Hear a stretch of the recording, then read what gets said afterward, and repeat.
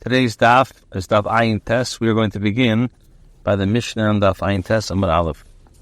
Like the Mishnah, gonav b'reshus habaylim. If a person stole an animal in its owner's domain, in other words, he took hold of it or established control over it, but had not yet removed it from the owner's premise, tavach u'machar chutz min, and then he shefted it or sold it outside the owner's domain. Or he sold it, or he stole it, an animal outside the owner's domain. But he shafted it or sold it and occurred in the domain of the owner. Or he stole an animal and shafted it or sold it outside of the owner's domain. Allah is Mashalan Dashtumar Bava Kamah, he has to pay 4 or 5.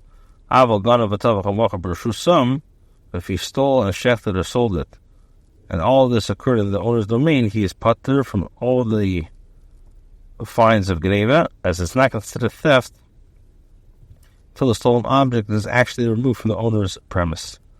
If the Gana was in the process of leading the animal and leaving the owner's premise, and it died while it's still in the owner's domain, pater the Gana is pater. If he lifted it up and let it out of the owner's domain, and he died, chayiv is going to be chayiv. For an act to be considered gneva, the Gana must be considered, the thief must acquire the item by pulling it or moving it, which are ineffective forms of acquisition on the owner's premise, or by lifting it up, which is effective without performing in the owner's domain. The son of the b'chein is b'nei the balchev. If the Gana gave the animal as a payment for the redemption of the firstborn son, or as a payment to a creditor, or gave it to the Shem Rechinam, the Shale, or gave it to a borrower, the Nesesachar, or to a paid shamer, or somebody who rents, and he was leading out the animal and died in the owner's domain, pater, the Ganav is pater. Then will be chayiv. The Ganav is chayiv for instructing another to remove the animal for the purpose of payment of a chayiv, a safeguard, keeping it, borrowing a rental, to the Ganav taking it with his own hands. The Chacham institute the requirement of pulling or leading an animal with regards to a shame or not. When an animal or other items is purchased, parties of the sale are not bound by the deal until the purchaser performs an act of acquisition, one of which the pulling the animal or leads it along. The Chachamim institute an ordinance that the same applies to a shamer. In other words, does a shamer's obligation to safeguard the animal or item begin as soon as he consents to watch it? It's only after he has taken the animal and moved it even minimally. Amar Rabbi Tashma, commenting on proof of the Mishnah, the son of the b'chein is b'nei the balchev. The Gana gave the animal as a payment for the redemption of his firstborn son to the Shem Rechinam, the Shale, the Nesesachar, the Sefer. How you mesh creates and base b'reshus habaylim pater. My law shamer must be that the shamer is pater. Shramina take the Mashiach b'shemer. From here you can learn that the Mishnah that the Chacham instituted the requirement of pulling with regards to shamer. If the shamer's obligation begins immediately upon his consent to watch over that item, would be considered geneva by the theft at that stage, even before the shamer removes it. So I'm like, no, this is not necessarily the correct interpretation of the Mishnah. Ganav, we're talking about the thief who was leading the animal out of the premise when it died. So he answers, Tony Ganav Shiganav is a barlim. The Mishnah taught us halacha concerning the Ganav who stole the animal from the owner's house. A Ganav Shiganav is a shamer, and then taught again with regards to the Ganav stole an animal from the shamer's house. Amar Rav Ashi, Lo Titchayi, did not reject Yirmiyah's argument by means of this interpretation of the Mishnah. Mali Ganav Shiganav is shamer, Mali Shiganav is balam. What's the difference? No halachic distinction between the two cases. Therefore, the Mishnah would not have had discussed both of them. Allah shamer must be a shamer. Shramina tigla Mashiach b'shemer. And therefore, one can learn from here that the Chacham instituted the requirement of pulling with regards to the shamer. Shramina tiknami, itranami, just as the Chachamim instituted the requirement of pulling with regards to the purchasers. They also instituted the requirement of pulling with regards to the shemer. Just as they instituted the requirement of pulling with regards to purchasers, so too they instituted the requirement of pulling with regards to shemim. And just as karka is bought with kesev, so too the rental is also niknas b'kesev b'shtar b'chazaka. Schil is the way the Gemara asks, what when the Rabbi speaks of rental, it's referring to rentals of what kind of property? If you say schil to metalton, speaking about rental of movable properties, is movable property subject to the writing of a deed. We're talking about rental of land.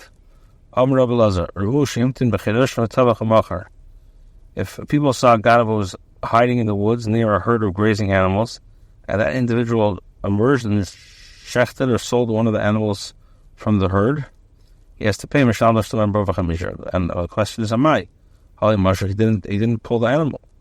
Rabbi is apparently describing a case where the Ganav emerged from the forest and shechted one of the animals without first moving it. There's no dal to hay unless the Ganav first steals the animal. Kisha mirakil. Referring to where you hit the animal with a stick, causing it to move. Amri said, but since people saw him doing all this, he's a robber, not a ganav. The al-bey applies only to a ganav. A ganav is one who sneaks into a house or other private property. One who commits an act brazenly in public is classified as a robber. So I just keep the kometamri minayu, since he was hiding from him, then ganav, he's considered a ganav. So what are the circumstances of a robber? And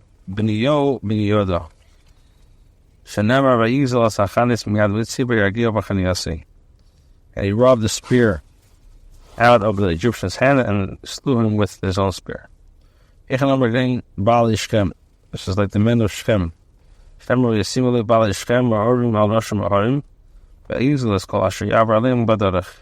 The men of Shem set ambushers for him on tops of the mountains, and they robbed all that came along that way by them. The Gemara asked for what is the reason Namavot did not say the example of this passage, which discusses the men of Shem?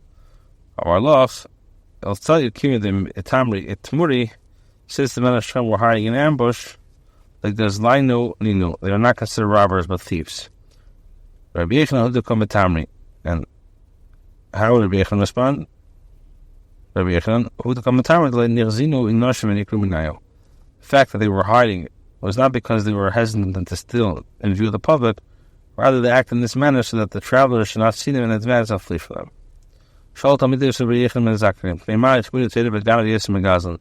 They asked him, what's the reason why the Torah is stricter? The Ganav over a Ganav. A Gazan.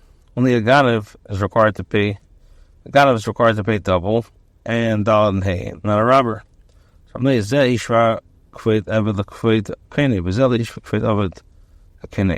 the robber equated the honor of the servant to the honor of his master, and that one, the Ganav, did not equate the master, the honor of the servant, the honor of the master. The robber fears neither Hashem nor people.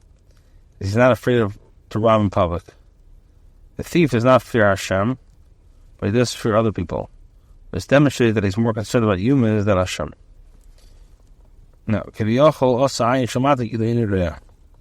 where the Ganav established the eye below Hashem's eyes as though he does not see, it's like he doesn't hear what's going on.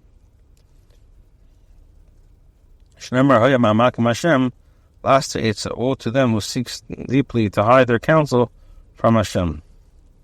And their works are in the dark. They say the Lord will see, neither will the Hashem of Yaakov give heed. Hashem has forsaken the land, and the Lord does not see. Tanya. To illustrate the severity of a ganav over a gazlan, says they stated a parable in the name of Rabbi Gamliel. So two people were living in the same city, and both of them prepared a feast. One of them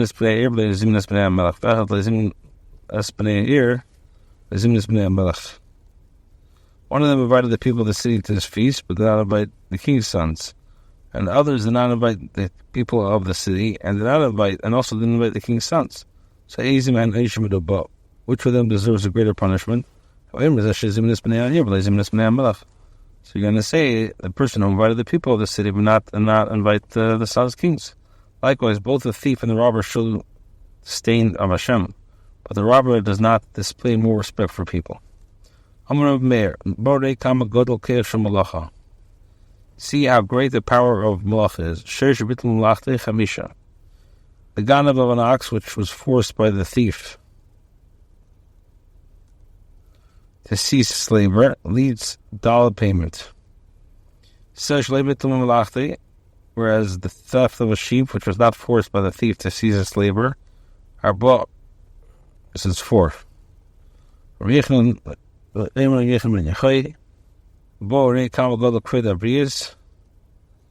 Comes to how great human dignity is. Theft of an ox which walks on his own legs, as the guy was told, leads to dollar hay payment. Said, whereas the theft of a sheep, the guy of carried on the shoulders as he walked, and by causing himself embarrassment, that's 4.